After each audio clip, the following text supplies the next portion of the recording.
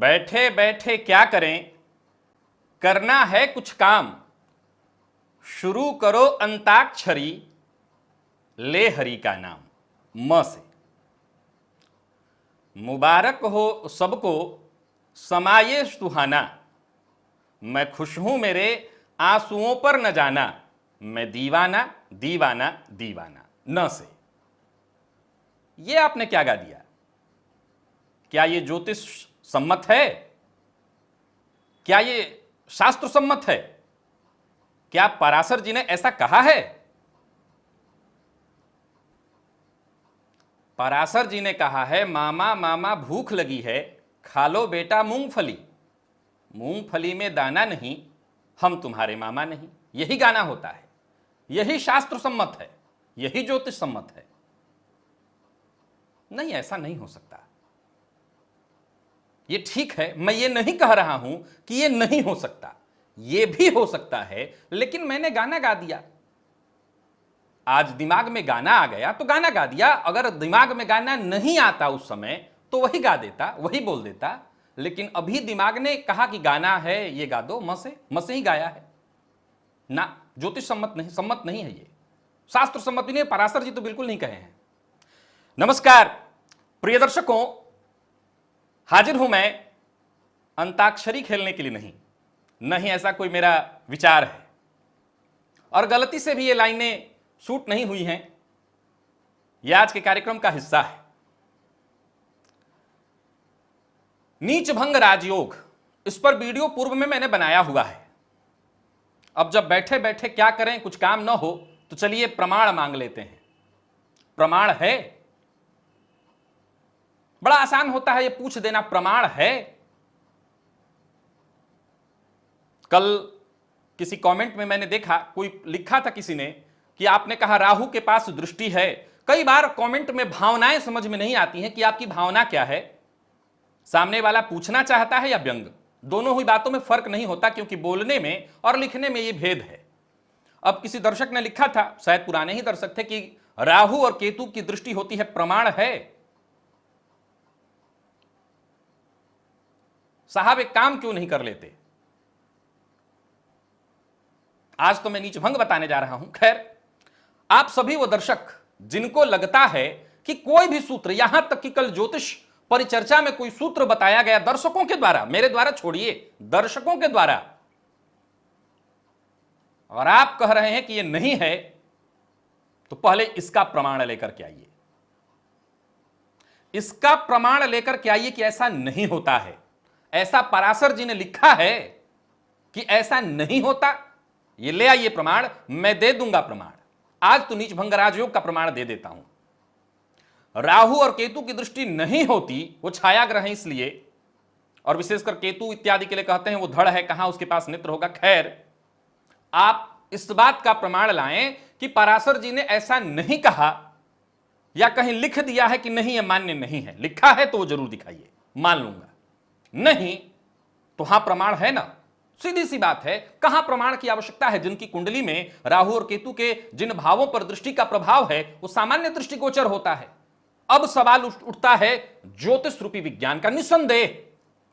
निसंदेह ये बातें बोलकर मैं अपने पूर्वजों की, अपने उन महान ऋषियों की गरिमा को कोई ठेस नहीं पहुंचाना चाहता, क्योंकि मैं जानता हूं कि आने वाली पीढ़ियां कितना भी रिसर्च और खोज क्यों न कर लें, वो नहीं पा सकते जो उन्होंने पा लिया था। सदैव नीचे ही रहेंगे, ऊपर नहीं हो सकते उनसे। यह सत्य है, अकाट्य, अक्षरशः सत्य। लेकिन ज्योतिष विज्ञान है और इसमें नित्य नए शोध होते रहेंगे। हो सकता है पराशर जी ने इस विषय पर नजर न डाली हो कि नीच भंग राजयोग भी है, या वो जानते थे उन्होंने लिखा नहीं, या उन्होंने किसी और ग्रंथ में लिख दिया हो जो संकलित न हो सका हो, या हमारे नजरों के सामने से न गुजरा हो, या पराशर जी ने राहु और केतु के दृष्टि के बारे में कुछ नहीं कहा तो यह भी तो नहीं कहा कि नहीं होती है दृष्टि। कई बार मौनम स्वीकृति लक्षणम भी होता है। हर काल में एक अकेले ज्योतिषी नहीं हुए, उनके समकक्ष कई सारे ज्योतिषी शब्द छोटा होगा उनके लिए, भविष्यवेत्ता, भविष्य दर्शक हुए। तो उनके उनके अंदर उनके बीच मतांतर होता रहा, उनके बीच मतांतर होता रहा। किसी ने कुछ रिसर्च किया, किसी ने कुछ खोज किया, उन्होंने कहा ऐसा नहीं ऐसा, तो उनके बीच भी मतभेद होता रहा। और मतभेद ही ज्ञान की श्रेष्ठता के लिए जरूरी है, क्योंकि मतैक्य हो जाए, मतैक्य हो जाए। उदाहरणार्थ, जब कई बार आप मेरे राशिफल में कई लोग कहते हैं कि शास्त्री जी आज आपने तो ये रंग बताया और फलाने जिन्हें ये रंग बताया, सोचिए कितना आसान है कि मैं उनको एक कॉल करूं और कहूं कि आज आप कौन कौन सा रंग बताने वाले हैं, जरा मुझे भी बता दीजिएगा, और हम सभी आपस में एक साथ मिल जाएं और वही आपको बताते चलें। इससे क्या होगा? धर्म की हानि, शास्त्र की हानि और लोगों को नुकसान। फायदा तो इसमें है कि इस पर तर्क हो, इसमें मतांतर हो, तभी तो तर्क होगा। मतांतर नहीं होगा तो तर्क नहीं होगा, तर्क नहीं होगा तो ज्ञान छुप जाएगा। रोड पर तोता लिए बैठा व्यक्ति भी अगर कुछ बोल रहा है तो हम एक बार सीधा कह दे कि तोता लिए हुए है, क्या इसकी बातों पर विचार करना? अरे भैया, आप तोता लेके बैठ सकते हैं क्या? नहीं तो खंडन मत करिए, पहले विचार करिए उसने क्यों कहा। जरूरी नहीं है कि वो गलत ही होगा, जरूरी नहीं है, इसका भी प्रमाण है। खैर, हम सीधे आज आते हैं नीच भंग राजयोग पर। मैंने 4 सूत्र बताए थे। अब 4 सूत्र जो मैंने बताए थे, ऐसा तो है नहीं कि नर्मदेश्वर शास्त्री ने उसको लिखा था, उसमें एक सूत्र ऐसा था जिस पर किसी को मतभेद हो जाए, क्योंकि पूर्व में कहीं उसको आप कम पाएंगे या बाद में उसको जोड़ा गया है पाएंगे। लेकिन सबसे पहले मैंने कौन कौन सा सूत्र बताया था ये मैं आपको बता देता हूं। मैंने पहला सूत्र बताया था नीच भंग राजयोग का। यहां एक फायदा भी है कि जो ज्योतिष के दर्शक हैं, सीख रहे हैं, उन्हें पता चलेगा। आज मैं बताऊंगा कि नीच भंग राजयोग है क्या, यह कैसे काम करता है, और प्रमाण तो आपको मिल ही जाएगा, किसने दिया यह भी बता दूंगा। जन्म कुंडली में सबसे पहले तो यह जानिए कि सबसे ज्यादा बलि ग्रह कौन सा होता है। अगर आपसे यह पूछा जाए कि जन्म कुंडली में सबसे ज्यादा बलि ग्रह कौन सा होता है, आमतौर पर कई बार लोग यह सोच लेते हैं कि वर्गोत्तमी ग्रह ज्यादा बलि है। उच्च के समान फल देने वाला होता है वर्गोत्तमी ग्रह। सबसे ज्यादा बलि ग्रह जन्म कुंडली में उच्च के ग्रह को माना गया है, और वो भी परमोच्च अंश पर हो तो वो सर्वश्रेष्ठतम बलि, उससे ज्यादा बलि कुछ नहीं। उच्च का ग्रह जन्म कुंडली में सबसे ज्यादा बलि होता है। ठीक उसके विपरीत अर्थात नीच का ग्रह। तो जब उच्च का ग्रह सबसे श्रेष्ठ फल देने वाला होता है, इसका अर्थ हुआ कि नीच का ग्रह सबसे ज्यादा बुरा फल देने वाला होता है। विपरीत का यही हुआ, उच्च नीच, तो नीच का अर्थ यही हुआ कि सबसे ज्यादा बुरा फल देने वाला होता है। और इसलिए शास्त्रकारों ने कहा कि परम नीच अंश पर ग्रह सारे राजयोग भंग कर देता है। तो जन्म कुंडली में सबसे ज्यादा फल देने वाला उच्च हुआ, नीच हुआ सबसे खराब फल देने वाला। अब नीच भंग राजयोग की बात आती है, तो नीच भंग राजयोग, पहले इस शब्द के अर्थ को समझ लीजिए, आपके मन से सारे धुंध हट जाएंगे, प्रमाण की आवश्यकता ही नहीं पड़ेगी। एक सामान्य सा तर्क है कि बहुत दिनों से आसमान में बादल छाए हुए हैं, आज बादल हटे हैं, मतलब अब रात हो जाएगा। बादल हटे हैं, इसका मतलब क्या तर्क दिमाग में आता है? रात हो जाएगा? नहीं, आज बादल साफ हुआ है, बादल छटा है, अब धूप के दर्शन होंगे, अर्थात प्रकाश, अर्थात उच्चता, अर्थात सफलता। बादल हटा, नीच भंग हुआ, तो नीच भंग हुआ, इसका मतलब कि अब कम से कम वो बुरा प्रभाव नहीं मिलेगा। उदाहरणार्थ समझिए कि आपकी गाड़ी में, आपकी गाड़ी का एक टायर बाहर निकल गया, तो गाड़ी अनबैलेंस हो जाएगी। हम जानते हैं ये गाड़ी अनबैलेंस है, लेकिन एक उसी गाड़ी में टायर पंक्चर बस हो गया है। पंक्चर, क्योंकि याद रखिएगा, मैं आगे तर्कों में सदैव कहता रहा हूं कि जब भी कोई विकल्प हम लागू करते हैं तो विकल्प कमजोर पक्ष होता है। विकल्प का अर्थ होता है कमजोर पक्ष। हालांकि मंत्रेश्वर ने ऐसा नहीं कहा, मंत्रेश्वर ने तो बहुत बड़ी बातें कही। उन्होंने कहा चक्रवर्ती राजा भवेत, धार्मिक चक्रवर्ती, केवल राजा नहीं, चक्रवर्ती तक का उन्होंने जिक्र कर दिया। क्यों किया? क्या वो हमारे और आपके जैसे कोई आम थे? नहीं, आता हूं उस पर। तो सबसे पहले ये जानिए कि नीच भंग के मैंने सूत्र कौन कौन से दिए थे और आपकी कुंडली में है तो निसंदेह नीच भंग राजयोग बनता है। कैसे, उसको समझते हैं। पहला सूत्र मैंने दिया था कि जन्म कुंडली में कोई भी ग्रह नीच का होकर के तीसरे, छठवें, आठवें, 12वें में जाकर के बैठ जाए तो नीच भंग राजयोग होता है। अब सवाल उठता है कि नीच भंग राजयोग का अर्थ क्या? सीधी सी बात है कि जन्म कुंडली में एक भी ग्रह उच्च का है तो उस कुंडली को श्रेष्ठ बनाएगा और एक भी ग्रह नीच का है तो उस कुंडली को कमजोर कर देगा। तीसरे, छठवें, आठवां, 12वां, छठवां, आठवां, 12वां आप जानते हैं त्रिक भाव है और 8वें से 8वां होने के कारण तीसरे भाव को भी उसी में गिना गया। जैसे आज मैंने आपको सूत्र में बताया था अकारक भाव कुंडली का लाभ भाव, क्योंकि छठवें से छठवां होता है, छठवें से छठवां होता है। तो तीसरे भाव में भी ये कुछ ऋषियों का मत है कि तीसरे भाव में भी उसी तरह से ग्रह प्रभाव देते हैं, वहां भी सेम स्थिति होती है जो छठवें, आठवें, 12वें में होता है। ऋषियों का ही मत है, शास्त्री जी का नहीं। और छठवें, आठवें, 12वें बुरे भाव में बुरा ग्रह बैठ करके अच्छा फल देने लगता है, तो नीच ग्रह सबसे ज्यादा बुरा फल देने वाला होता है और बुरे भावों में जाकर के वो अच्छा फल देने वाला होता है। क्या मैंने कहा था कि बादल छटा, इसका मतलब धूप दिखाई पड़ेगा, मतलब धूप दिखाई पड़ेगा, इसका मतलब अंधेरा नहीं होगा। तो मतलब यह है यहां पर कि अगर नीच भंग हुआ, इसका मतलब कम से कम एक दुर्योग समाप्त हुआ कुंडली में, तो अब जो राजयोग है कुंडली के ऑलरेडी वो फलदायी हो जाएंगे। सीधी सी बात है, नीच भंग राजयोग। अब एक लाइन में कहा, ये नहीं कहा नीच भंग होने के कारण बनता है ये राजयोग, एक लाइन में शब्द कहा नीच भंग राजयोग। सामान्य सा कोई एक लाइन बनाना हो तो यही बनेगा।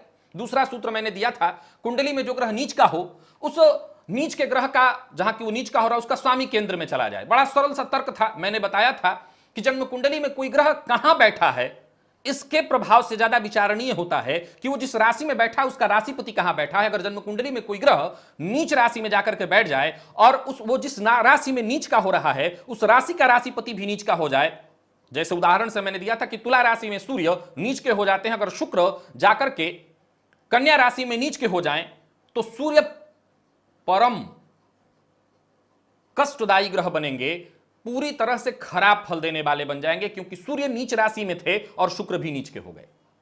तो ज्योतिष शास्त्र का दूसरा सूत्र नीच भंग का कहा कि कुंडली में कोई ग्रह नीच राशि में हो और उसका स्वामी अगर केंद्र में हो तो केंद्र में ग्रह बली हो जाते हैं।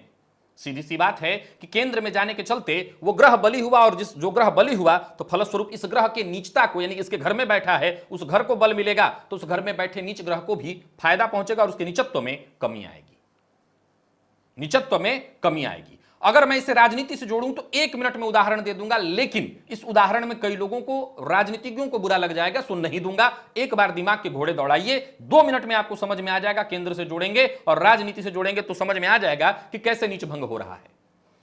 तीसरा सूत्र मैंने कहा था, कुंडली में जो ग्रह नीच का हो रहा है उसका अगर स्वामी उस ग्रह को देख ले, यानी अगर बुध मीन राशि में नीच के हो रहे हैं और गुरु की दृष्टि उन पर पड़ जाए, नीच भंग हो जाएगा। सामान्य सी बात है, जिस राशि में वो नीच के हो रहे हैं, अब उस घर का स्वामी यानी एक जगह पर बैठा व्यक्ति बुरा कर रहा है, वो उसके पीठ पीछे, उदाहरणार्थ मैं आपको अपना शत्रु मानता हूं और आपके घर में आया, आपका अदब करता हूं, लेकिन कहीं ना कहीं मन में खुन्नस है, मैं आपसे आपका बुरा भी मानता हूं, तो आप नहीं है, आपके वहां न रहने पर आपके घर में आता हूं और आकर के जो मन आता है करता हूं, मनमानी करता हूं, लेकिन जैसे ही आप आ जाते हैं तो आपको दिखाने के लिए ही सही, मैं तो सही ही करूंगा ना, क्योंकि आपकी नजरों में कम से कम मुझे सही बनना रहता होता है। सीधी सी बात ऐसा ही है कि नीच के ग्रह पर उस घर के स्वामी की दृष्टि पड़ जाए तो उस घर में कोई उत्पात वो नहीं करने देगा, क्योंकि वो उसका खुद का घर है। यो यो भावः स्वामी दृष्टो युतोवा तस्य भावस्य वृद्धि, भाव की वृद्धि कर रहा है वो ग्रह, सीधी सी बात है, नीच भंग हो जाएगा। अगला सूत्र थोड़ा सा समझाने वाला था, मैंने वीडियो में भी वहां समझाया था, फिर बता देता हूं कि कुंडली में अगर कोई ग्रह नीच का हो रहा है, कुंडली में अगर कोई ग्रह नीच का हो रहा है और उस राशि का स्वामी, अब इसको समझा ही देता हूं क्योंकि उदाहरण से समझने वाली बात है कि बड़ी सरलता से समझ लीजिए कि मिथुन लग्न की कुंडली अगर आपकी है तो, या फिर गुरु को ही आप उदाहरण के स्वरूप ले सकते हैं, मिथुन लग्न को ही आप ले लीजिए। मैं इसको ही उदाहरण से समझा देता हूं कि मिथुन लग्न की कुंडली में मान लीजिए कि वृश्चिक राशि में चंद्रमा नीच के होते हैं।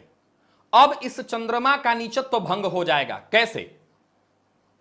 तो कहा कि चंद्रमा का नीचत्व भंग कराने के लिए शनि अगर केंद्र में हो, कैसे? तो समझिए इसको, शनि केंद्र में हो, यानी इस राशि का स्वामी, वृश्चिक राशि का स्वामी कौन? मंगल। मंगल कहां उच्च होते हैं? मकर राशि में। मकर राशि का स्वामी कौन? शनि। शनि अगर केंद्र में हो तो चंद्रमा का नीचत्व भंग हो जाएगा। यही 4 सूत्र मैंने दिया था, इसमें कहां प्रामाणिकता लगेगी, किस सूत्र पर प्रामाणिकता की आवश्यकता है? अब यहां पर नीच भंग राजयोग की मैं इनके भी सूत्रों को बताऊं, समझाऊं आपको, जो कि मंत्रेश्वर ने दिए हैं। नीच स्थितो जन्मनियो ग्रह स्यात् तदराशिनाथोपि तदुच्चनाथः सुचंद्र लग्नाद्यदिकेंद्रवर्ती राजा भवेद धार्मिक चक्रवर्ती। क्या कहा मंत्रेश्वर ने? मंत्रेश्वर कौन? दक्षिण में पैदा हुए ज्योतिष के उद्भट विद्वान। 13वीं या 16वीं शताब्दी उनके जन्म काल में भेद है। सवाल यह उठता है कि आज भी अगर कोई व्यक्ति कोई सूत्र लाता है और 100 कुंडलियों पर, 200 कुंडलियों पर, 400 कुंडलियों पर आजमाता है और सटीक घटता है, तो क्या आप कह देंगे पराशर जी ने नहीं कहा था इसलिए मान्य नहीं होगा? मंत्रेश्वर कोई मेरे दादाजी तो थे नहीं। फल दीपिका में उन्होंने राजयोगाध्याय 7 में 26वें श्लोक में इसका जिक्र किया और क्रमबद्ध तरीके से लगभग 5-6 श्लोकों में उन्होंने इसके बारे में बताया किस तरह की स्थिति में राजयोग भंग होता है, जिसमें यह पहला वाला सूत्र कि तीसरे, छठवें, 8वें, 12वें में नीच ग्रह जाकर के बैठा हो तो नीच भंग होता है, वैसा नहीं दिया। लेकिन इसका यह मतलब नहीं कि मैंने तर्क से जो समझाया, बाद के ऋषियों ने, बाद के ज्योतिषियों ने उसको समझा और महसूस किया कि हां ये बिल्कुल फिट है, ये सटीक बैठ रहा है, ये सटीक बैठ रहा है। और इस हिसाब से भी जातक के जीवन काल में जरा गौर करिए कि कितनी बड़ी बात कही इन्होंने। मैं इसलिए प्रमाण के लिए इस पुस्तक को ही सामने रख लिया हूं और इस पुस्तक में इन्होंने क्या जबरदस्त बात कही। हालांकि इन्होंने और बहुत सारे सूत्र बताए, मैं तो सिर्फ 4 ही सूत्र बताया था। नीच भंग के और भी बहुत सारे सूत्र हैं जो कि आज मैं बताने नहीं बैठा हूं। मैं सिर्फ ये बताने बैठा हूं कि इस तरह से काम करता है नीच भंग राजयोग। ये प्रमाण है, ये प्रमाण है और प्रमाण मंत्रेश्वर का है। इसमें एक ही सूत्र जो है आपको अलग दिखाई पड़ेगा, बाकी सारे मंत्रेश्वर ने खुद दिए हैं, एक जो पहला वाला है। लेकिन इसका यह मतलब नहीं कि उसका खंडन अगर आपको दिखता है तो तर्क लाके दिखा दीजिए कि वो गलत है। किसी के पास भी अगर प्रमाण हो कि नहीं ये नहीं होगा, ऐसा लिखा है, ले आइए मेरे सामने, ले आइए, मैं भी तो जरा देखूं, फिर मैं ले आता हूं कि कहां लिखा है। तो याद रखिए कि नीच भंग राजयोग निसंदेह जन्म कुंडली, सीधी सी बात है। क्या कहा? राजा भवे। इस सूत्र में उन्होंने कहा नीच स्थितो जन्मनियो ग्रह स्यात्, जन्म कुंडली में जो ग्रह नीच का हो, तद राशिनाथोपि तदुच्चनाथः, उस राशि का जो चौथा सूत्र मैंने बताया उसी सूत्र का वर्णन कर रहे हैं। सचंद्र लग्नाद्यदि केंद्रवर्ती, और वो भी अगर चंद्र लग्न से केंद्र में अगर आ जाएं तो राजा भवे, जातक राजा, चक्रवर्ती, धार्मिक, उच्च कोटि का राजयोग है। चक्रवर्ती शब्द कहा, उच्च कोटि का राजयोग बना। तो निसंदेह नीच भंग राजयोग अगर आपकी कुंडली में बन रहा है तो वो प्रभावी है, वो राजयोग है। और मैंने उस समय भी कहा था, फिर कहता हूं कि मैंने कई ऐसे बड़े उच्चाधिकारियों की कुंडली में देखा जहां सूर्य नीच राशि में नीच भंग करके उन्हें बड़े पद पर पदस्थित किए हुए हैं। तो आपकी कुंडली में है तो कम से कम इस तरह के किसी लोगों के तर्क में या इत्यादि न जाएं, क्योंकि कुछ ना कुछ तो लोगों को बताना है। कुछ नया करने के चक्कर में काटेंगे जरूर लोग, तो काटने वाली बात ठीक है, अगर आप मंथन करके शोध दे रहे हैं तो विचारणीय है। लेकिन अब मैं जानता हूं कि जिन्होंने मुझसे प्रमाण मांगा उनके पास भी कोई ज्योतिष का वैसा ज्ञान नहीं, उन्होंने भी कहीं सुना होगा, और अगर हो तो फिर प्रमाण ही दे देते। और आप भी, जिसको भी अगर प्रमाण चाहिए साहब, मैं एक बात बता देता हूं कि मैं जितने भी सूत्र लेकर के आता हूं कहीं ना कहीं से पहले उसको प्रमाणित करता हूं, और किसी के लिखा ही हुआ है। और मैंने कल, अभी देखिए, कल जो आप लोगों ने सूत्र बताया, हालांकि उस कमेंट को मैंने डिलीट किया, एक बंदे ने लिखा कि क्या लोगों को ये मूर्ख बनाने का काम, मूर्ख लोग हैं जो ज्योतिष। देखिए, लोगों के बीच आग लगी हुई है कि कोई आम व्यक्ति ज्योतिष का सूत्र कैसे बता सकता है। अरे मूर्खाधिराज, आम व्यक्ति क्यों नहीं बता सकता? अरे आम व्यक्ति तुमसे ज्यादा अनुभव करता है, तुम तो धंधे के चक्कर में अनुभव ही नहीं करते। आम व्यक्ति अनुभव करता है, इसीलिए आम व्यक्ति ज्यादा बेहतर बता सकता है तुमसे। तो मैंने पढ़ा उस कमेंट को कि कैसे लोग हो गए हैं, कैसे ज्योतिष के सूत्र बता सकते हैं, इत्यादि इत्यादि इत्यादि। तो लोगों में आग लगी, कैसे ये कार्यक्रम चल रहा है, कैसे लोग ज्योतिष के सूत्र बता रहे हैं। बिल्कुल बता रहे हैं और बताएंगे, हर एक व्यक्ति बताएगा। आने वाले दिनों में हर एक व्यक्ति ज्योतिषी और हर एक व्यक्ति ज्योतिष का सूत्र बताएगा। ये ऋषियों की विद्या है, सब किसी को आनी चाहिए, हर किसी का समान अधिकार, सब कोई जानेगा इसको और हर कोई इस पर अपने तर्क देगा। यही पवित्र उद्देश्य है। आज के लिए बस इतना ही। नीच भंग राजयोग है आपकी कुंडली में, आनंद लीजिए। पुनः मुलाकात होगी, तब तक के लिए नमस्कार।